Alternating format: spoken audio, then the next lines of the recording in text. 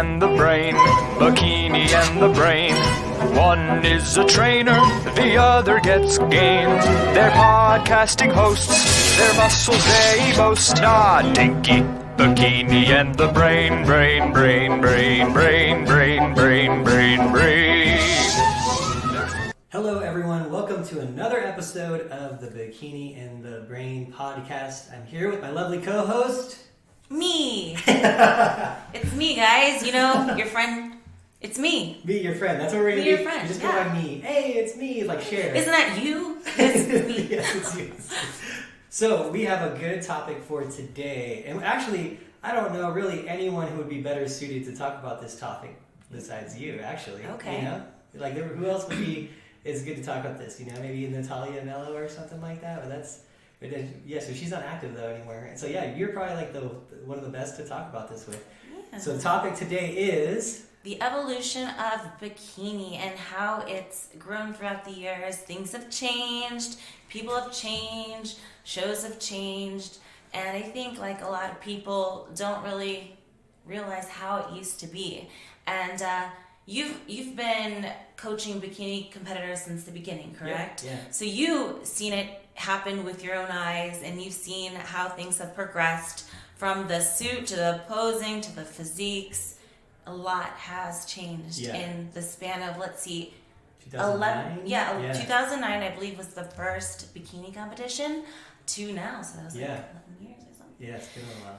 Yeah. That's crazy, it's been 11 years. Yeah. Because I remember when it first came out, and I was like, what's this? Mm-hmm. What is this? Yeah, and it was funny because I didn't have like any bikini athletes the first year. Mm-hmm. It was like, because we didn't really know what to do with it, you know? It was like, originally it started as like, it was like a fit, so this is how the story was told to me. It was like a Flex, so the Flex magazine model search that was done at the Olympias was basically the bikini competitions of back then. They didn't have it. All they had was, they had figure, they had women's bodybuilding and men's bodybuilding. That's all they had. Then they had the Flex model search. So you had all these girls and guys that were like the men's physique and bikini people of today doing this model search. And then one day the model searches were getting like more entries than the bodybuilding shows. And I think they were just like, oh, let's do this. Let's do something like this for the division. And then the next thing you know, bikini was born. Oh, bikini was born, yes. I remember, seeing these bikini competitors, and I saw them when it kind of first came out, and I was like, whoa, this looks interesting. And, I think it took a good few years to get what they wanted, like, correctly. I feel like it's way more consistent now than what it was back then. Yeah. And I feel like when it first began, you had, like, two types of people. You had those like bikini model types that, maybe did the whole modeling thing or, won bikini contests at their local pool party thing. And then you had the figure competitors that wanted to downgrade to bikini, but they were still kind of like really big for bikini. Yeah. So it was like kind of like there was no in between at first, it felt like to me.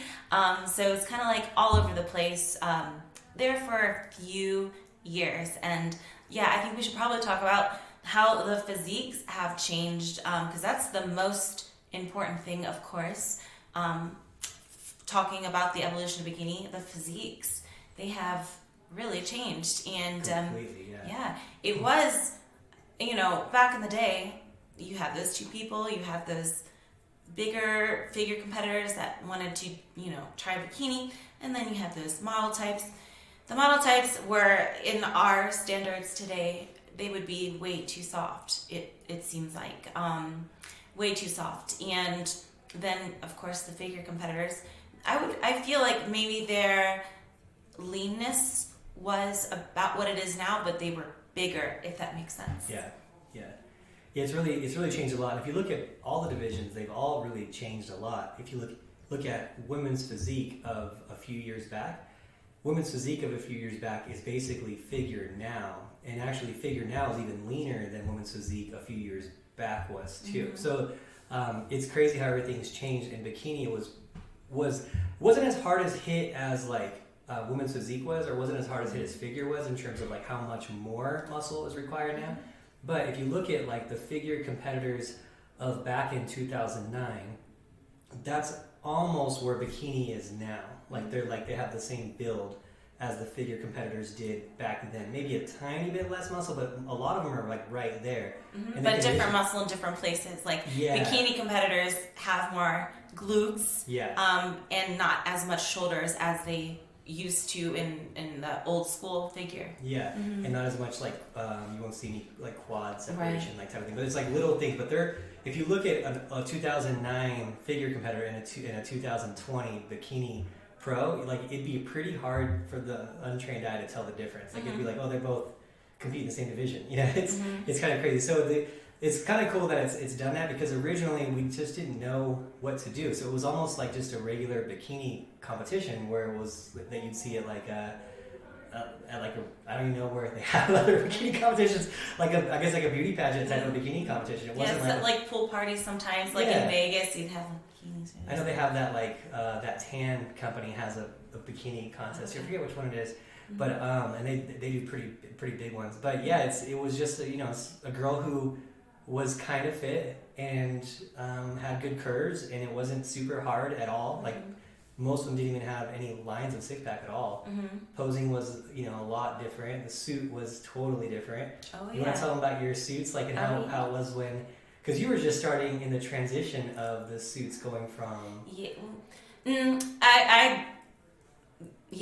of. So I guess is when I started actively competing, would be more like 2012 era. Okay. So before me, it was totally acceptable to have like an off the rack bikini. And when I say off the rack, I mean like you can go to like Walmart or whatever and just get the newest swimsuits, and the cut wasn't it wasn't cut any special way. It was just what they had. You would see a lot of the diaper butt bottoms a lot. That was before they had this, like, what is it, butterfly shape? Yeah, butterfly shape. Yeah, or the scrunch in the back. I remember my go-to was Target. I'd be like, go to Target, get this one because it's not too big on the back, but we can't go too small because you can't show too much. It's a family show. Yeah. So I feel like has to be at least like 50% coverage on your glutes, but there's a couple at Target you could get, and that was the game plan back then. Yeah. And it was kind of like, you didn't see any rhinestones for a while, but like, I did compete in a show in 2011 once, but it was weird because I did have like an off the rack suit, but I sent my suit to a lady that did figure suits, and she added on like connectors for me on just my, can't remember if it was my top or my bottom, but just to add that little something, because if you had it like too much, you want too much. But yeah, gosh, the suits have really changed since then. You would see patterns back then too, like some stripes, some polka dots, like it was legit, cool. like I said, like just like Target suits and stuff. So it kind of like took to like, I want to say like 2012, and that's when you started to really consistently see like the more bikini type suits that we see today. But the rhinestones were just like so minimal, I feel like. Even the bottoms were more like of a V bottom rather than like the butterfly, but just like little bits of stones here and there. Some girls didn't even have the stones, but that material was kind of like what we're using today. Hologram or sequins. So you would also sometimes occasionally see the tie sides as well, and it was like not as fun as they are now. They're way more elaborate now. The only thing I liked about those suits back then was it was a little bit easier for like girls to have a bunch of different suit options and colors. Like they would go to a show with 3 different options of suits, and now like if you need 3 different options of suits, you gotta have $1,800 to spend on those, versus less than $200 for the last one. So that was the only thing I liked about those.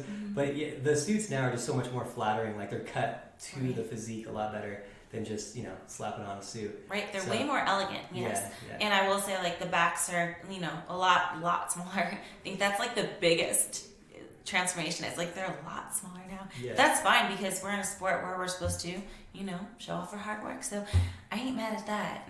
Actually, in Colorado, until 2 years ago, they actually still required 50% glute coverage, which was so frustrating because like girls would have to wear one suit for a local show, spend $500 or whatever on their suit, and then have another suit for nationals. And I'm like, we're the only state left that has this. Like, why are we doing that? And so finally they changed it a couple years ago because everyone was complaining. Even the suit makers were complaining because they were sending suits back because they weren't able to do the show.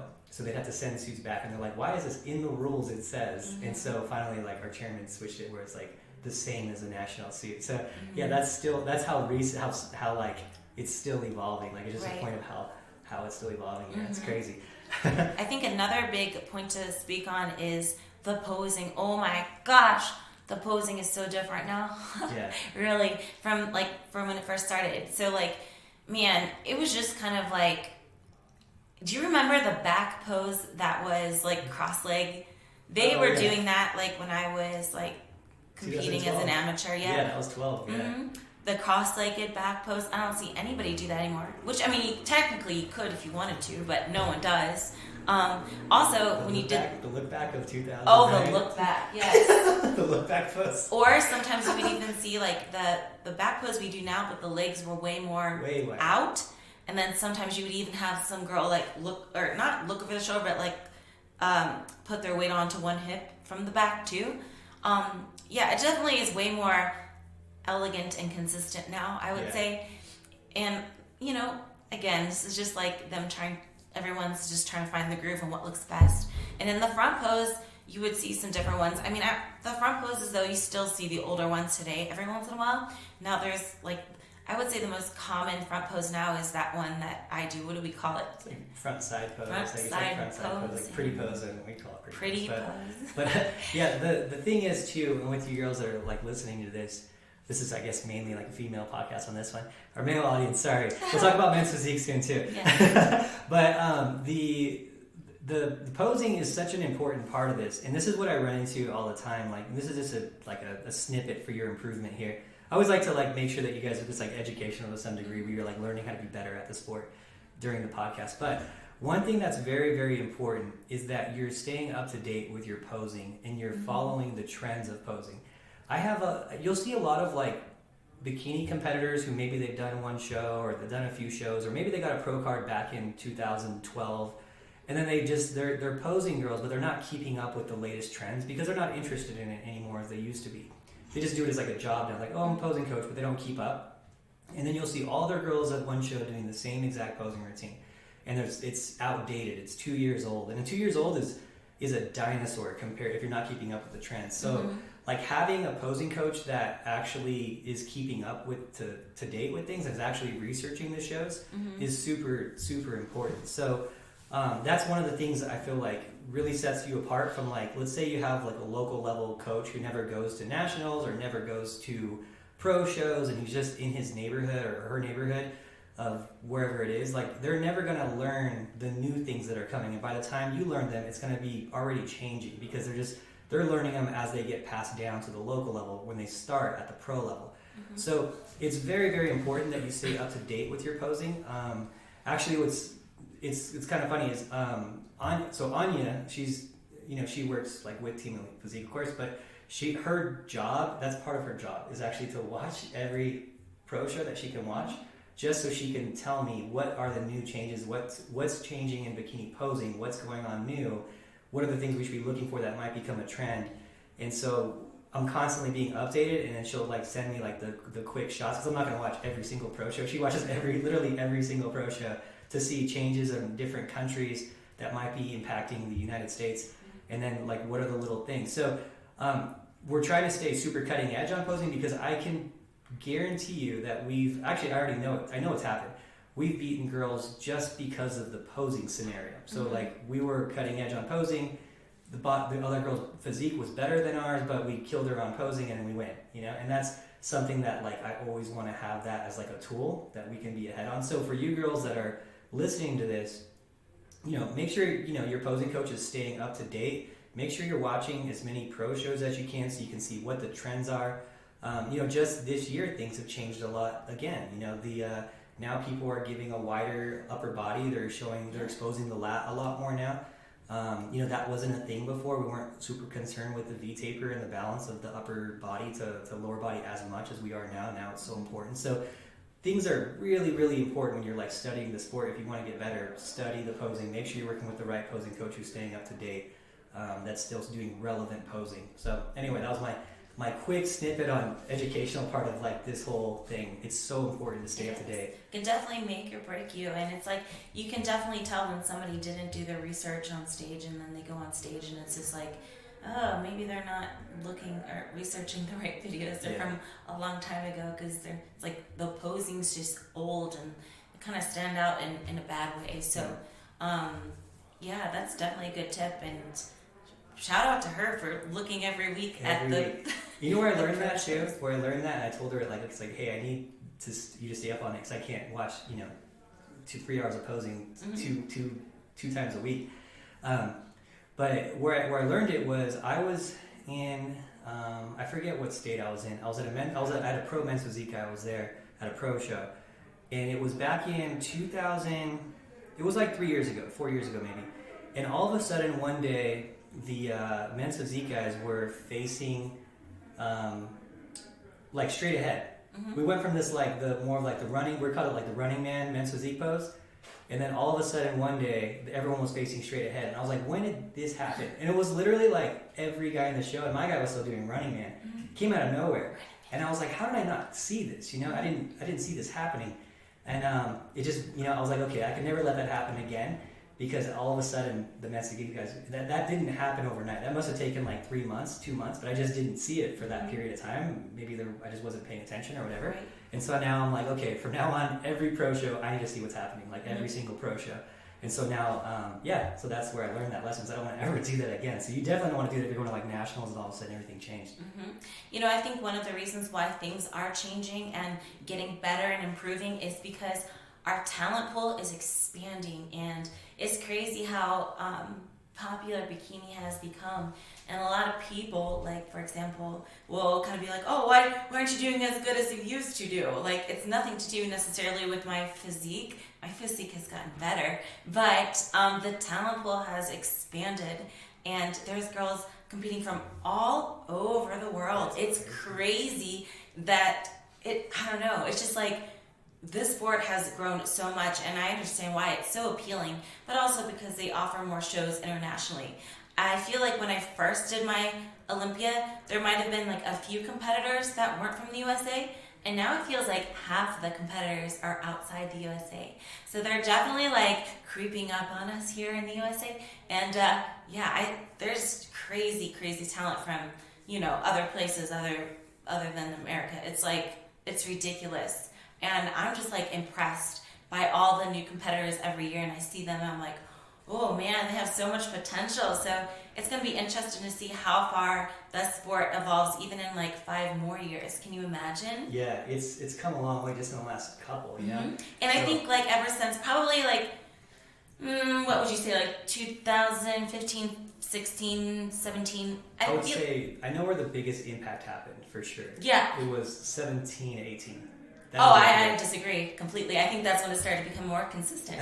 Well, I'm saying with the international. Because when IFBB, so there used to be, I guess we can talk about the organization because it actually matters, So when IFBB, so it used to be 2 different things. So it was like IFBB that was like international, and then you had like the NPC, which was like United States. And then, so someone else was managing basically the international part of the IFBB. And it was different. Getting your pro card back then wasn't like you won a show and then you got your pro card overseas. It was you would have a resume built up like you did out here in NPC competitions in the United States, and then overseas you would like, oh, hey, I won 4 overalls in my state. I'm going to petition now for a pro card, and then you get a pro card that way. So it was like it was really weird. No one really knew how to get the pro card, when they were going to get accepted for a pro card overseas. And then about, I think it was 2000. I want to say 17 is when it happened. Jim Mannion kind of took over the NPC International, so NPC Worldwide, which is like the IFBB outside of the United States too. And they started doing Olympia Amateurs. And so now you're seeing a lot more Olympia Amateurs. So now it's like, hey, they call it, you win and you're in. And so now there's no guesswork, there's no weird things, people getting resumes that maybe building up on small shows and getting pro cards. It's like, the best of the best win an Olympia Amateur, and they get a pro card right there and then. Doesn't matter where you're from now. And so that's when I think the talent pool really surged.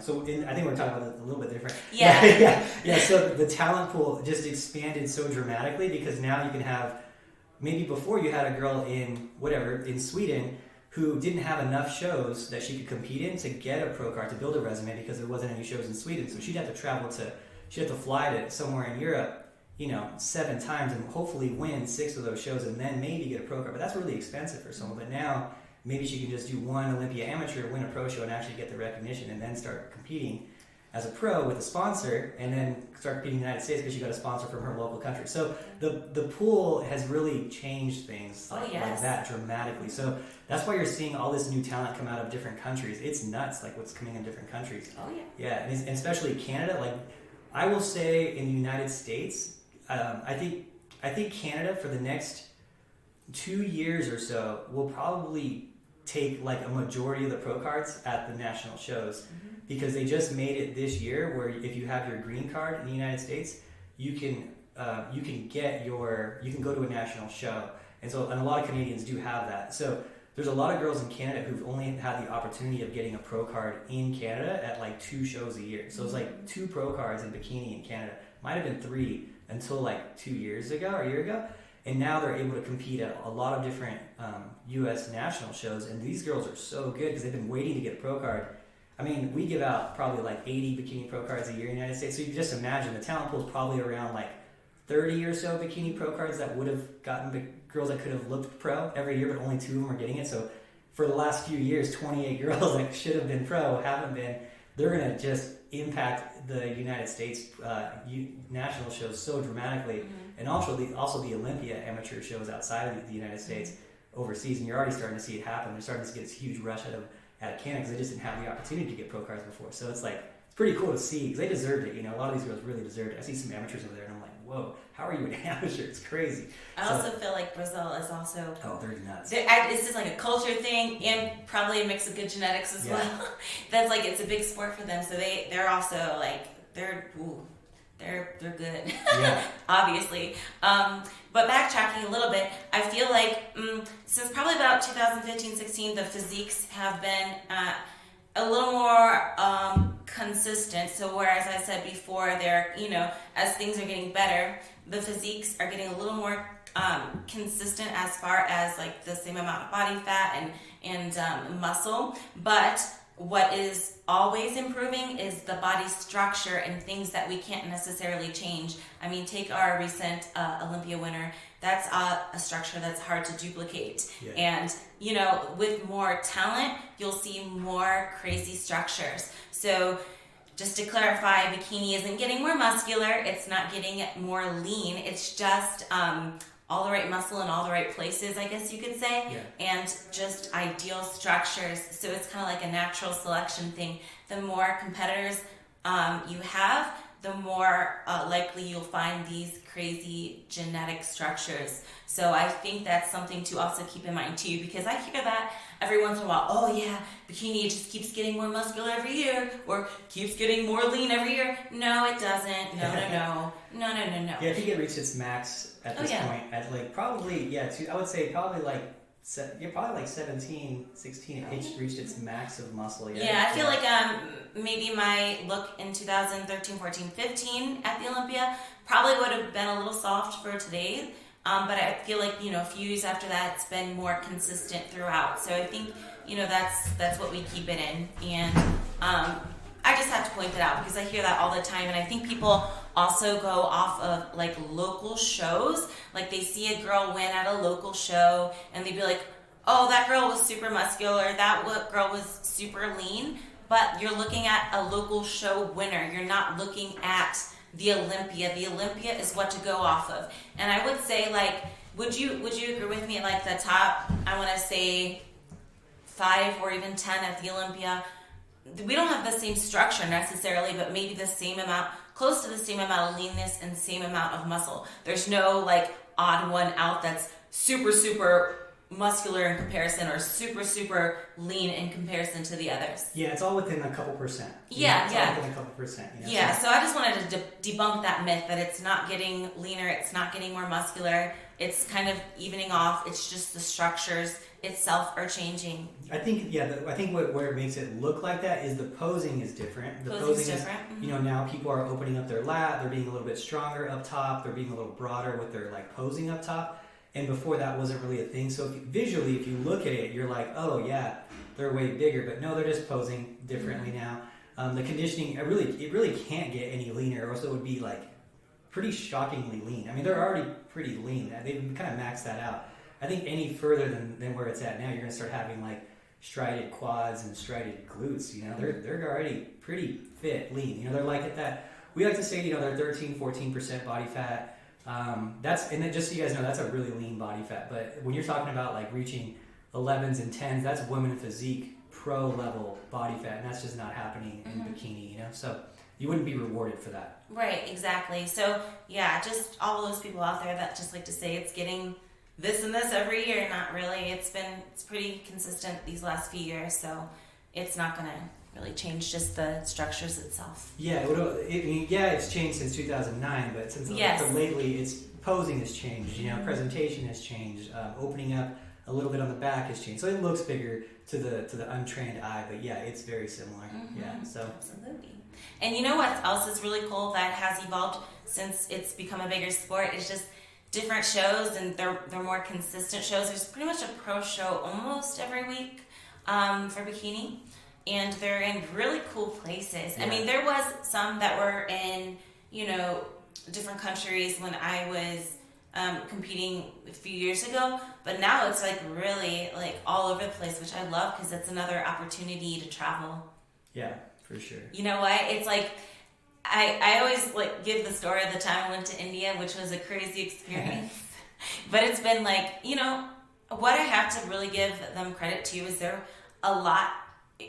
really figured it out, and it's super organized these days when it comes to like pro shows, and they're super like good at promoting, and people show up, and it's a good show, and it's, you know what I'm saying? The overall feeling of the show is like amazing. Yeah. And not to say it was bad before, but it just keeps improving, which I think is pretty cool.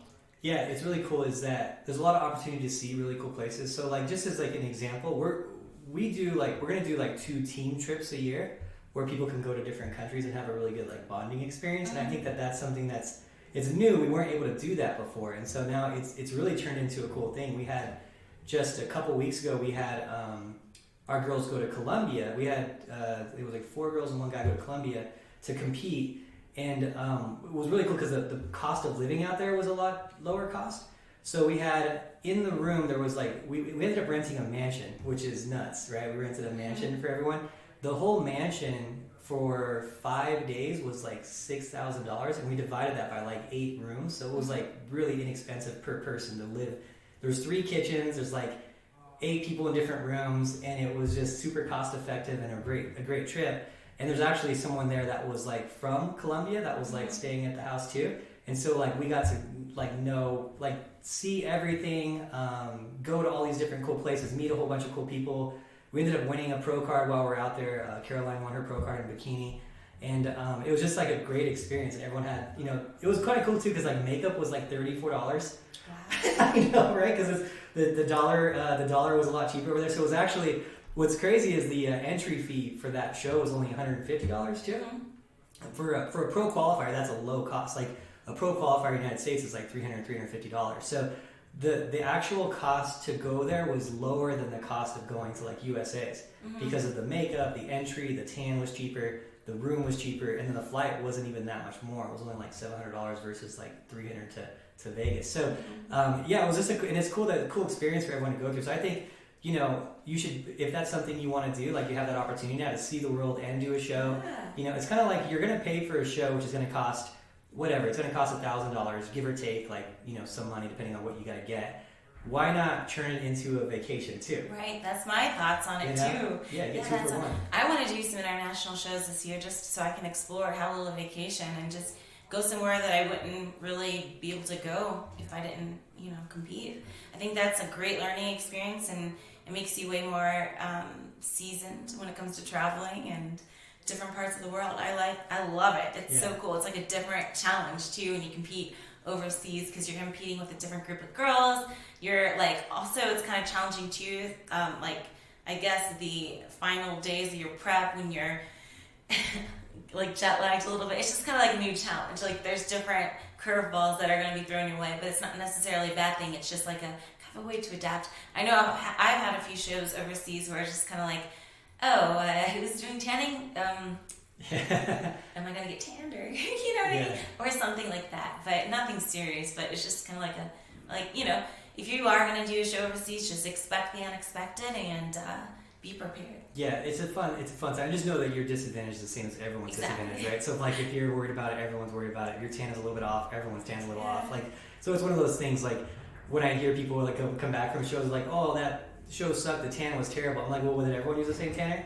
They're like yeah. Well, then you had the same disadvantage. Like if everyone's tan's green, then that's who they're comparing that day is green tan. That's how it goes. So it's the same disadvantage. So yeah, it's a great time. And the cool thing is if you stay like a day later, like I remember when we were in Korea that one time, we had a really cool trip. We went to this like old Buddhist temple, right? Yeah. Hopefully it was Buddhist temple. I'm saying that right. And it was like thousands of years old. It was like super old. And then we went to the streets, and then we went to and got like kimchi, like street kimchi. And it was like just so cool to do that and like see all these things. And then we went to Japan and we saw another temple, but it had like there was like mountains there and all these things. It was pretty cool. Tried like real Japanese sushi. It's just cool to like, hey, you're already paying for a show anyway. Why not go for it? So yeah. Okay, yeah, that's a fair statement, and it just makes you a better competitor overall. I think whenever you're in a situation where you're not expecting, it kind of teaches you lessons for real. Like it just teaches you to be more independent and maybe do things on your own more, and how to adapt to certain situations when it comes to your flight and traveling in general, all that good stuff. So I wouldn't change any of my experiences for the world, and I plan on doing more of those. Yeah, your India experience was crazy. You want to tell them about your flight in from India, like your drive from the plane to the hotel? I will say my India experience was very authentic. I have never been to a country where I actually felt culture shock, but I did there. I definitely felt culture shock. I traveled to Pune, India, in I think 2014, and I landed and it was nighttime. It was like a 15-hour flight, almost 16 hours, I think. I landed and it was dark. I want to say 11 p.m. and we had like this 5-hour cab drive to Pune because I don't think there's too many airports in India. And the cab drive was like all dark. The cab driver didn't speak English. It was just us, like me and a few other competitors. And we were driving through these roads and streets and like forest area, like places that you wouldn't even think like a car could go through. But I was just like, what is going on? And I don't know what was happening because the cab driver wasn't speaking English. But every so often, he would stop the bus or the cab thing and like meet up with somebody, and out in the forest just popped this guy that went to the window and just started talking with him. And I don't know what they were saying, but it was just like, we're like, why are we stopping right now in the forest? And this guy would just come up, and talk to this guy and then be on his way. And that happened a few times. And I'm like, what are they doing? Like, what? He's an Uber Eats driver. This was before Uber. But that was interesting. And like when we were driving to the cab, it was like so these are dirt roads? Dirt roads, some of them real roads, and some of them was through like neighborhoods. And then like it had to be like 1 a.m. and there was like people like partying on the streets and stuff, like as if it was just like noon or something. All these kids and like they look like they're having a fun time, but I'm just like, this is weird. Like, this is so different from the USA. Why are they out right now? Just like, I don't know, playing soccer and stuff. And then when we got to the hotel was nice. But outside the hotel was like really like different from what I'm used to. A lot of panhandling, and lack of public toilets as well. Oh, yeah. Their public toilets were just like a hole in the wall with pieces of wood. So that was different. That was outside the hotel, though. The hotel was nice. The venue was not the best. Hold on a second. A hole in the wall with a piece of wood. Or a hole in the ground, I'm sorry. Oh, just a hole in the ground? Yeah, with like 2 pieces of wood. No toilet paper, no sinks. So just a big hole in the ground? A hole in the ground with 2 pieces of wood where you would put your feet and then like there was no water or Purell or toilet paper. I guess you had to bring your own. No, No. This is crazy. Yeah, that's crazy to me. Yeah. I guess that's just the way they do it. They just don't. They just expect you to bring your own toilet paper. I guess. Huh. I don't know. I should research it. BYOT. Yeah. And it was just like a totally different way of life. And the venue itself was like, it was like really. Oh, you know what was kind of cool though? It was like you'd walk out and like it was almost like the paparazzi. They would crowd around you and be like, "Oh my god." And this was everyone that looked like they were into fitness. Yeah. It's almost like they were so impressed, like, "Oh my god, oh!" Like anybody with like adult, they would be like, "Oh." That's funny. It was very flattering. I was like, "Oh, okay." It was funny is Amanda Larson had similar experiences in India, and it was funny is she was telling me the story of they were like prepping food for her. Like there was like her boyfriend went and got her food, and it was like chicken because they didn't bring any food over, obviously, and so. He went to like a local restaurant or whatever to get a bunch of food, and then like the guy was like cutting the food, and like it's kind of weird. He was like cold, like it's different culturally, you know. But while he was like cutting the food, like cutting the chicken to be cooked, he was like using one of his feet as a brace, and like so he was using one of his feet barefoot on the chicken, and then the other hand on the chicken, and then cutting it with like his other hand available. And he was like, I don't know if this guy was just weird or if it's cultural, so he just didn't say anything. He's like, well, when he cooks it, it doesn't matter. It's gonna be all, it's gonna be clean. And so he didn't tell her that until after the trip. But he was like watching her eat the food, and it was like just kind of laughing to himself because what was he gonna tell her?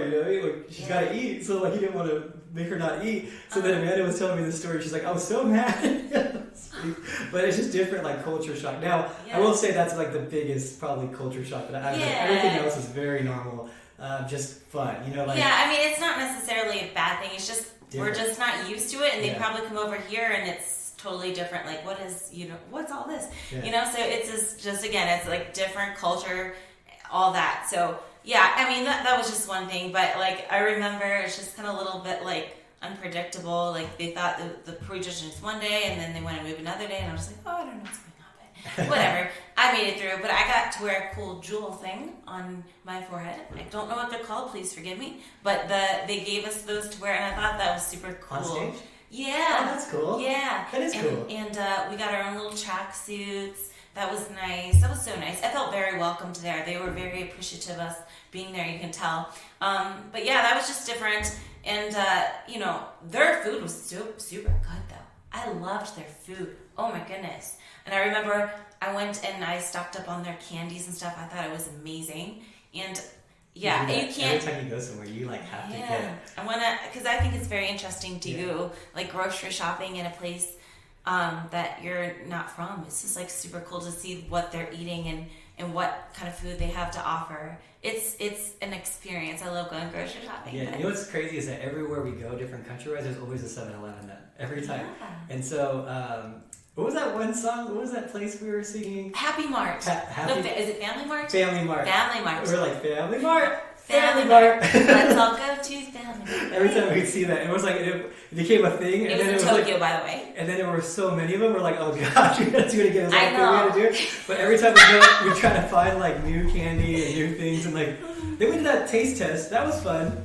And you taste some weird things. We had the in Japan. Oh, my YouTube video. Yeah. And that was fun. There was a lot of like weird, like to us it's weird, but there was like egg candy, and then there was fish candy, and it was like we didn't know what we were buying because it was in a different language.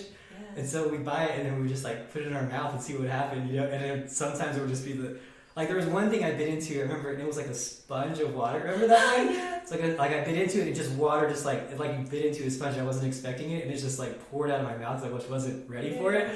It was that one wasn't my favorite. But they had some really cool. Yeah, so it's cool to see like the culture, Mm-hmm. They in Japan, I remember I was like addicted to those like sugar-free jellies with the konjac jellies or something, the zero sugar ones. Yeah. Oh, those are so good. And then I had a very nice few girls. They knew I liked that because I put it on a YouTube video that these were my favorite, and then they like sent me boxes of those. I think that's what it's called, konjac jelly. But yeah, it's like a little jello with these little chunks of something in there. It's really good. I love the texture. Good stuff. Remember, there was another thing. It was a different language. it was a coffee. So they had these like coffee things in, I think it might have been Korea, and I was like, oh, these are really good tasting. They're only 15 calories per. I was drinking like, because they're decent size. I was drinking like 3 of them a day, just because they were so inexpensive and it was different. It was like cultural thing, and I was like, oh, these are great. These little coffees, 15 calories. And then Ashley looked at the label. She's like, you realize this is in like milliliters, not in like serving, like 1 can serving. It's milliliters, and this is like a 500 milliliter thing. I'm like, what? like she figured it out because it was all in a different language. Like you couldn't even abbreviate anything. You couldn't make anything out.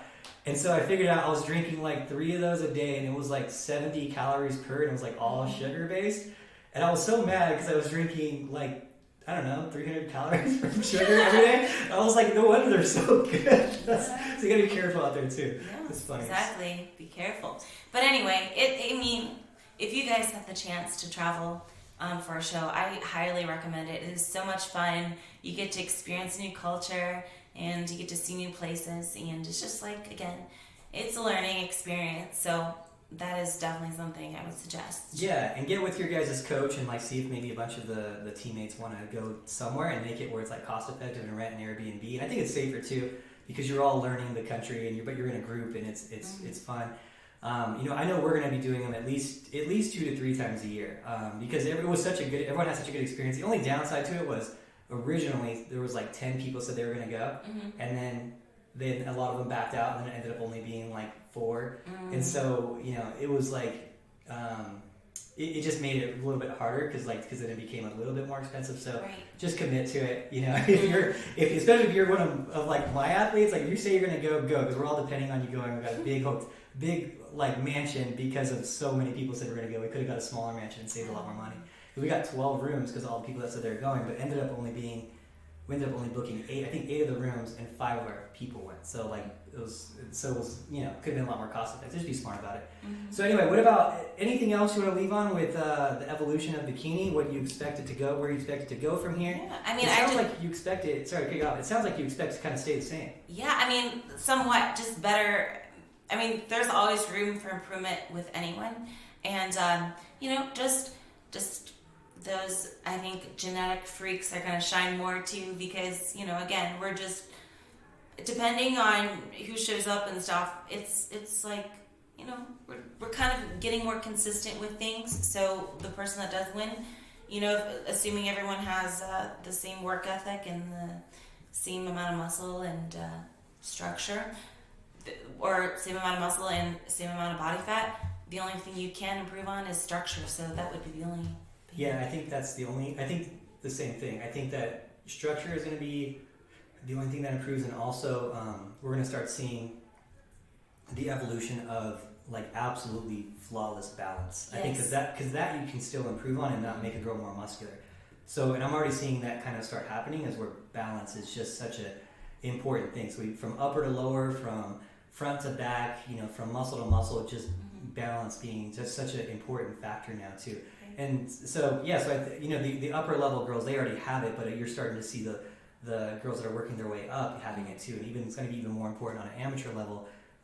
It's already more important on an amateur level, so now it's just becoming more and more important. Balance, because you can't get them any bigger, Okay. So so there you go. All right. Well, I hope this was useful for you guys, or just learned a little bit and had a little fun with it, so you can kind of see. And I highly suggest you go onto YouTube and watch like a bikini competition from 2009 and see exactly what we're talking about. It's kind of cool. Yeah, it is cool to see where it came from. It's come so far. Yeah. Absolutely.